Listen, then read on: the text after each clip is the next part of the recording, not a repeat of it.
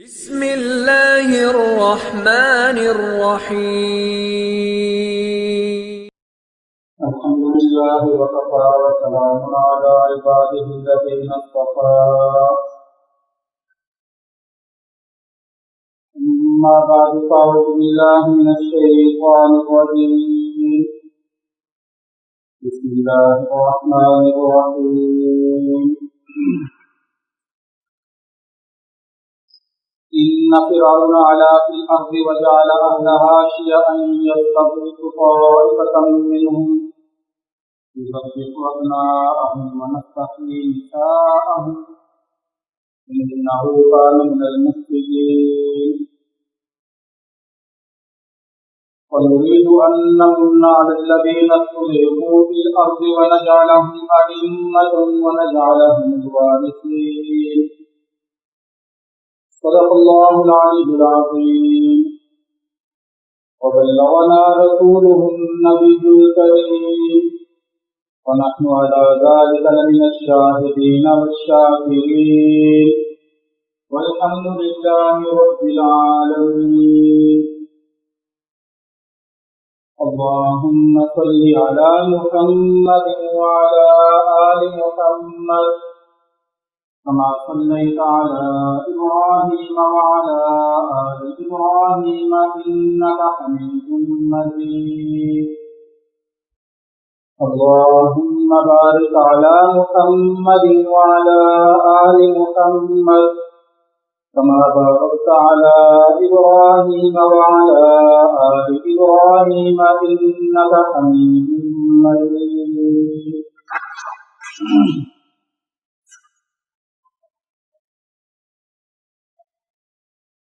میرے معزز و محترم سامعین گرامی قدر،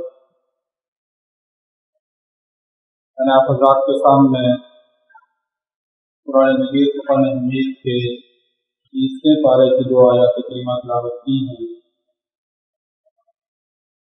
آج کی اس نشست میں انہی مبارک آیات کی روشنی میں چند ضرور گزارشات کروں گا۔ اللہ عزت سے دعا ہے کہ صحیح بات بیان کرنے کی توفیق عطا فرمائے اور پھر ہم سب کو سمجھ کر اخلاص کے ساتھ عمل کرنے کی توفیق عطا فرمائے۔ ارشاد باری تعالی ہے ان فرعون علا فی الارض وجعل اہلها شیعا، یقیناً فرعون نے زمین میں بہت زیادہ سرکشی اختیار کر رکھی تھی۔ وجعل اہلها شیعا، اور فرعون نے زمین میں رہنے والے انسانوں کو مختلف ٹکڑوں میں بانٹ رکھا تھا، تقسیم کر رکھا تھا۔ یستضعف طائفة منهم،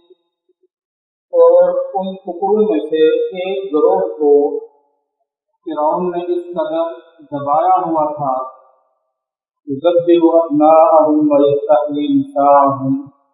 کہ اس گروہ کے بچوں کو وہ ذبح کر دیتا اور عورتوں کو زندہ چھوڑ دیتا اپنی غلامی اور خدمت کی۔ انہ کان من المفسدین، یقیناً فرعون جو تھا بہت زیادہ فسادی تھا۔ فَنُرِيدُ أَن نَّمُنَّ عَلَى الَّذِينَ اسْتُضْعِفُوا فِي الْأَرْضِ، اللہ تعالیٰ فرماتے ہیں کہ ہم نے یہ ارادہ کیا، ہمارا یہ ارادہ ہوا کہ ہم ان کمزور لوگوں پر احسان کریں۔ وَنَجْعَلَهُمْ أَئِمَّةً، اور وہ کمزور لوگ جنہیں فرعون نے دبا رکھا ہے انہیں ہم امام اور پیشوا بنائیں۔ وَنَجْعَلَهُمُ الْوَارِثِينَ، اور ہم انہیں زمین کا وارث بنائیں۔ وَنُمَكِّنَ لَهُمْ فِي الْأَرْضِ، اور انہی کمزور لوگوں کو جنہیں فرعون نے دبایا ہوا تھا، ان کمزور لوگوں کو ہم زمین میں اختیار اور اقتدار عطا دیں۔ وَنُرِيَ فِرْعَوْنَ وَهَامَانَ وَجُنُودَهُمَا، اور ہم فرعون، حامان، قارون اور ان کے لشکروں کو یہ بتائیں کہ وہ بہت بڑی غلطی کر رہے تھے، بہت بڑی خطا کر رہے تھے۔ لیکن اللہ نے پھر اپنے اس ارادے کے مطابق بنی اسرائیل کو وہ اختیار اور اقتدار عطا کیا۔ آیات میں قرآن مجید قرآن حمید کی جن کا لفظی ترجمہ حضرات نے سماعت فرمایا۔ آج 14 اگست کا دن ہے اور عیسوی لحاظ سے اسی تاریخ کو اس دنیا کے نقشے پر پاکستان کے نام سے یہ ریاست، یہ حکومت اور یہ نظام جو ہے یہ قائم کیا۔ اس ملک کو اور اس ریاست کو قائم کرنے کے لیے ہمارے بزرگوں نے، آباء و اجداد نے بہت لمبی اور طویل جدوجہد کی، بہت صبر آزما حالات کا سامنا کیا اور حقیقی معنوں میں انہوں نے اس ملک کو حاصل کرنے کے لیے یقینی طور پر آگ کے دریا عبور کیے، خون کے دریا عبور کیے۔ اس جگہ تک پہنچنے کے لیے آگ کے دریا تھے، خون کے دریا تھے، اور ان دریاؤں کو عبور کر کے اس ملک کو اور اس وطن کو اور اس ریاست کو حاصل کر کے مسلمانوں کے مستقبل کو محفوظ کیا۔ تاریخ سے واقف لوگ اور تاریخ سے وہ سمجھنے والے لوگ اس چیز کو جانتے ہیں کہ اس پورے خطے پر مسلمانوں کی بڑی عظیم، طاقتور اور وسیع سلطنت تھی اور حکومت تھی۔ مسلمانوں کا بہت بڑا اقتدار تھا، بہت بڑی حکومت تھی، جس حکومت کا بہت زیادہ سہارا اور اعتماد مسلمانوں کو حاصل ہوتا تھا، اور وہ بہت بڑا مسلمانوں کی امیدوں کا مرکز تھی۔ لیکن انگریز اس خطے میں آیا، اس علاقے میں آیا، اور اس نے اپنی عیاری کے ساتھ، اپنی چالاکی کے ساتھ، اپنی ذہانت کے ساتھ، اپنی مکاری کے ساتھ ایسا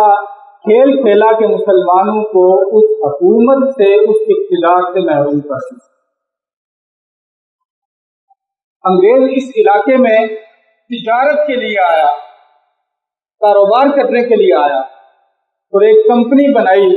جو کاروباری کمپنی تھی، تجارتی کمپنی تھی۔ آغاز میں اس غرض اور مقصد کے لیے وہ آیا، اور پھر آہستہ آہستہ اندر سے مسلمانوں کی وہ جو وسیع اور عریض حکومت اور سلطنت تھی، اس کی جڑیں کھودنا شروع کر دیا، اس کو کھوکھلا کرنا شروع کر دیا، اس کو کمزور کرنا شروع کر دیا، اور اس کام میں ہندوؤں کا تعاون بھی اس کو حاصل ہوا، اور اس کام میں مسلمانوں کی صفوں میں موجود ان غداروں کا تعاون بھی اس کو حاصل تھا، ان ملت کے فروخت کرنے والے لوگوں کا تعاون بھی اس کو حاصل تھا، جن کے اوپر لیبل تو اسلام اور مسلمانی کا لگا ہوا تھا، لیکن اندرون خانہ انگریزوں کے ساتھ مسلمانوں کے اس حکومت اور اقتدار کو ختم کرنے کی سازش میں پوری طرح شریک تھے۔ انہیں انگریز نے امید اس چیز کی دلائی تھی، توقع اس چیز کی دلائی تھی کہ جب ہم اس اقتدار کو ختم کر کے خود اس جگہ پر بیٹھیں گے تو تمہاری اس غداری کے بدلے میں تمہیں بہت بڑے مناصب اور بہت بڑی جاگیریں عطا کریں گے، بہت قدر و منزلت تمہیں عطا کریں گے، بہت بڑی حیثیت اور وقت جو ہے وہ تمہیں اختیار کریں گے، دیں گے۔ تو اس غرض اور مقصد کے لیے وہ مسلمان کہلوانے والے مسلمانوں کی صفوں میں موجود غداروں نے مسلمانوں کی جاسوسی کی، ان کے خلاف اس سازش کا حصہ بنے، اور جس کا نتیجہ یہ نکلا کہ مسلمان طویل عرصہ اس پورے علاقے میں حکومت کرنے کے بعد اس اقتدار سے محروم ہو، اس حکومت سے محروم ہو، اور وہ جو ایک بہت بڑا سب مسلمانوں کے لیے ایک ان کے اوپر صاحبان تھا، ایک چھتری تھی، جس صاحبان اور جس چھتری کا انہیں ہمیشہ سہارا رہتا تھا، اعتماد رہتا تھا، اور وہ ان کے حقوق کی حفاظت کرتی تھی. وہ چھتری اور صاحبان جو تھا وہ مسلمانوں کے جو حقوق ہوتے تھے ان حقوق کی حفاظت کرنے والی تھی. وہ صاحبان مسلمانوں سے چھن گیا، وہ چھتری جو تھی وہ مسلمانوں سے چھن گئی. انگریز قابض ہو، حکومت سے قبضہ کر،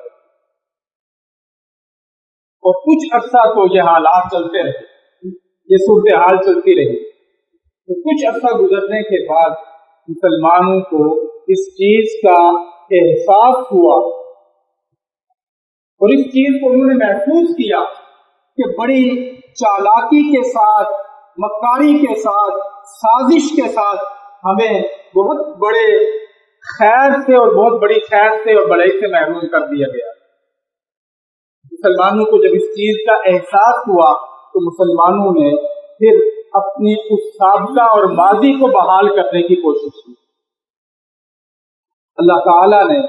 مسلمان کو جو پیدا کیا ہے، اس مسلمان کے خمیر میں اور اس مسلمان کے مزاج میں اللہ تعالیٰ نے اس چیز کو رکھ دیا ہے کہ وہ طویل عرصہ غلامی اور ذلت کی زندگی برداشت نہیں کر سکتا. طویل عرصہ وہ غلامی اور ذلت کی زندگی برداشت نہیں کر سکتا. کچھ عرصہ تو برداشت کرتا رہتا ہے، لیکن بالآخر انسان غلامی کی اور ذلت کی اس زندگی سے اپنے آپ کو باہر نکالنے کی کوشش کر دیتے. اس لیے کہ یہ جو ایمان انسان کے اندر ہے، وہ ایمان انسان کو کسی اور کے سامنے، کسی اور کی محکومیت کے سامنے جھکنے نہیں دیتا سوائے اللہ کے ذات. اللہ تعالیٰ کی ذات کے علاوہ کسی مسلمان آدمی کو کسی اور طاقت اور قوت کے سامنے جھکنے نہیں دیتا کہ اس سے مرعوب اور خوف میں مبتلا نہیں ہوں گے. چنانچہ انگریزوں کی جب اس پورے خطے میں مسلمانوں سے اقتدار چھین کر حکومت قائم ہوئی تو اس کے خلاف مسلمانوں نے جدوجہد کا آغاز کیا، بڑی کوششیں کی، بہت بڑے بڑے مار کے انگریزوں سے لڑے، لیکن انگریز نے اپنے اس شکنجے کو اتنا مضبوط کر دیا تھا، اپنے اس اقتدار کی جڑوں کو اتنا پھیلا دیا تھا کہ مسلمانوں کی جو بھی اس کے مقابلے میں آ کر کوششیں ہوتی وہ سب کی سب کوششیں ناکامی کا شکار ہوتی. ان کے اقتدار کو ختم کرنے کے جتنی کوششیں مسلمان کرتے رہے، ان کوششوں میں مسلمانوں کو کامیابیاں حاصل نہیں، قربانیاں دیتے رہے، شہادتیں ہوتی رہی، اپنی جان کے نذرانے پیش کرتے رہے. وقتاً فوقتاً 10 سال گزرے پھر کوشش کی، 20 سال گزرے پھر کوشش کی. خاموشی سے، آرام سے مسلمان اس خطے کے جو تھے وہ نہیں بیٹھے کہ ہم انگریزوں کے اس اقتدار اور حکومت کو قبول کریں،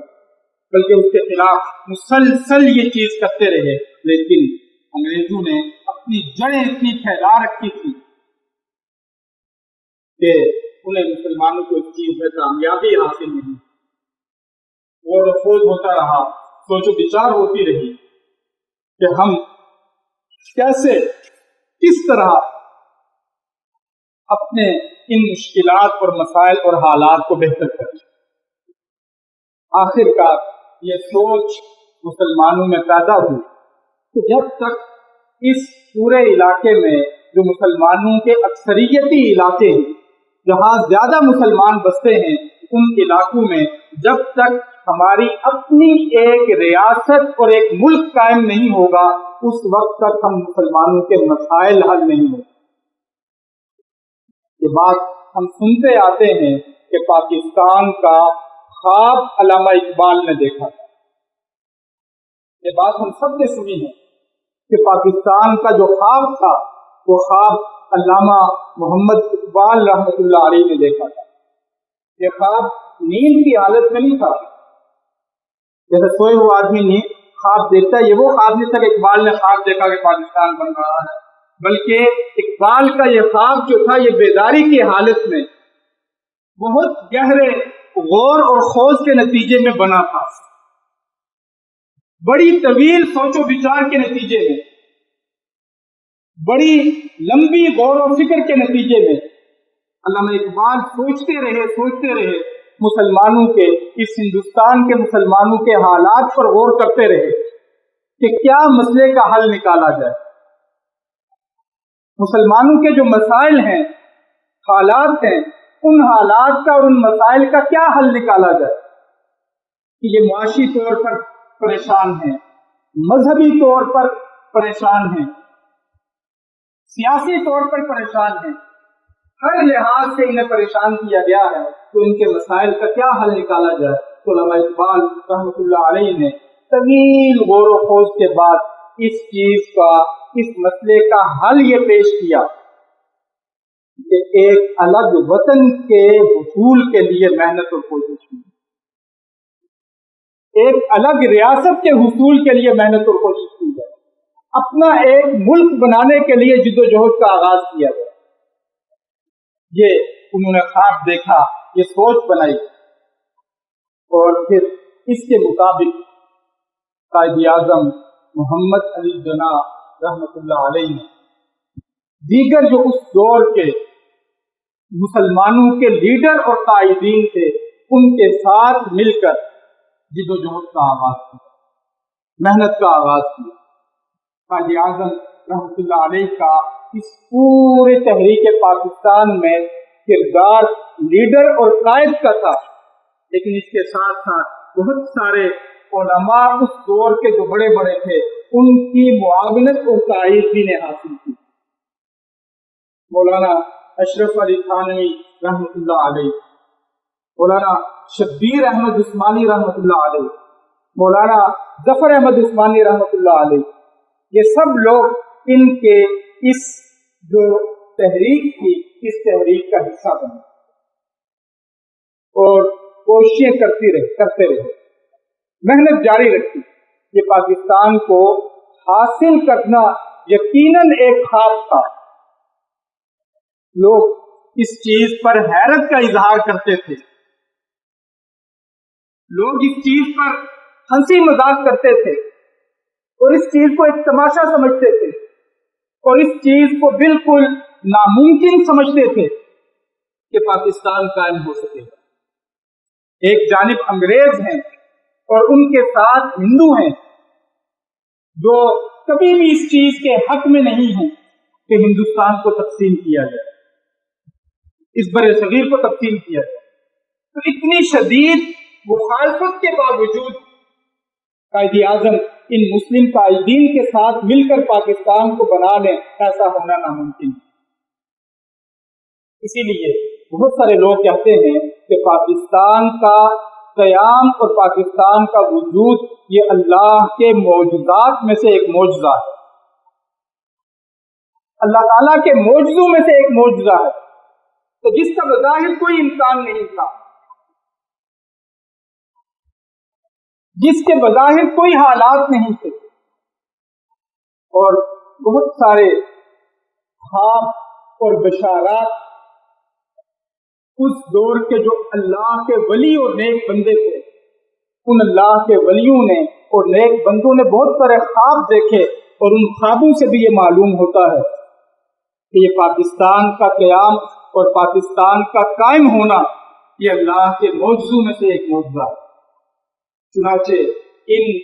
قائد اعظم کی قیادت میں یہ جو جدوجہد تھی، یہ جو کوشش تھی، یہ کامیابی کو پہنچی، اور اس دنیا کے نقشے پر پاکستان کے نام سے اس ریاست کا وجود عمل میں آیا.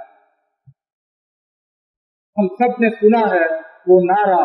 جس نعرے کو لگا کر پاکستان کو حاصل کیا گیا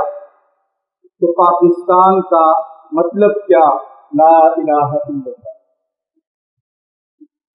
قائد اعظم محمد علی جناح سے پوچھا گیا کہ آپ ملک حاصل کر رہے ہیں،